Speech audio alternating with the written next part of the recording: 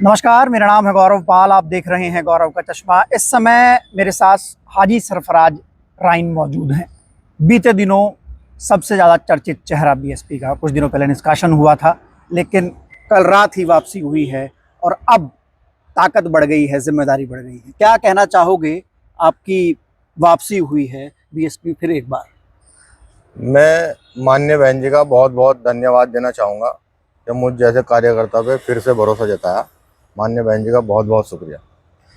निष्कासन क्यों हुआ था और फिर वापसी क्यों हुई? इसके बीच में क्या हुआ इन 3-4 दिन में कि 4 दिन पहले निष्कासन फिर वापसी? निष्कासन की वजह तो जो भी रही होगी, लोगों ने जो शिकायतबाजी करी होगी या जो भी कोई मामला हुआ होगा, उसकी फिर माननीय बहन जी ने जांच पड़ताल करके मुझे वापस माननीय बहन जी ने ले लिया। अच्छा, जैसे कुछ लोग कहते हैं कि बहन जी जो है वो एक तरफा निष्कासन कर देती है, उसके बाद सोचती नहीं है उस पर। क्या आपके मामले में ऐसा हुआ?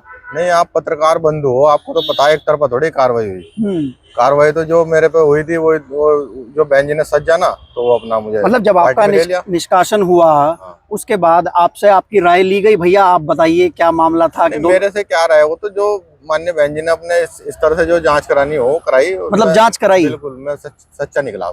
सफाई। माननीय बहन जी आपका पक्ष भी सुना? पूरा सुना। आपका पक्ष पूरा सुना?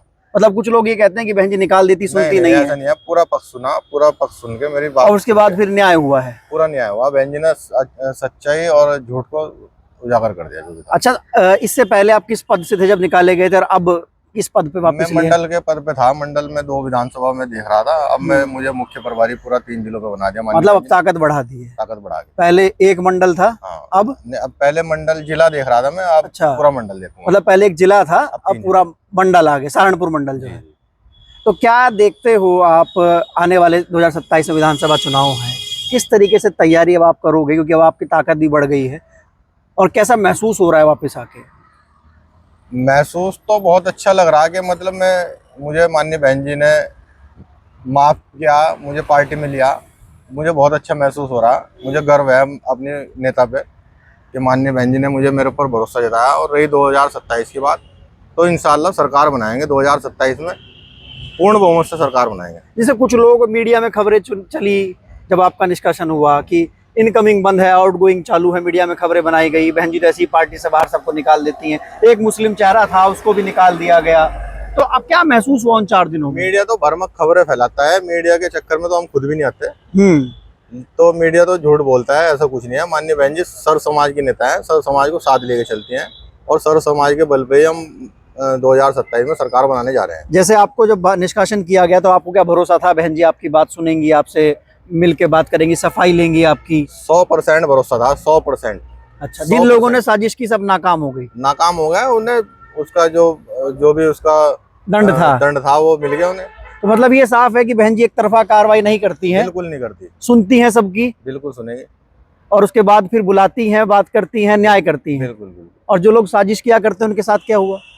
बस वो तो सब दुनिया देख रही क्या चल रहा है। अच्छा, मेरी समझ में एक चीज नहीं आ रही सरफराज भाई, 2027 को लेकर मुस्लिम वोट बहुत जरूरी है। आप सहारनपुर का एक अच्छा चेहरा है जो सहारनपुर को रिप्रेजेंट करते हैं, तो क्या कुछ लोग जो हैं, जो बाहरी ताकतें हैं, वो बीएसपी में इस तरीके की चीजें करवाकर 27 को लेकर डिस्टर्ब करने की कोशिश कर रही हैं? बिल्कुल कर सकती हैं, लेकिन हम उससे डिगमगाए नहीं। हमारी बहन जी ने हमें बहुत मजबूत कर रखा, संगठन बहुत मजबूत कर रखा। लोग जो हमारे साथ जुड़ते हैं बस वो जुड़ ही जाते हैं। आप भी देखते हो कि जो आदमी जुड़ गया वो उसे 10 साल बाद 20 साल बाद ही कहेगा ना, कोई आदमी तो ये कहेगा देख भाई वो बसपा ही जा रहा।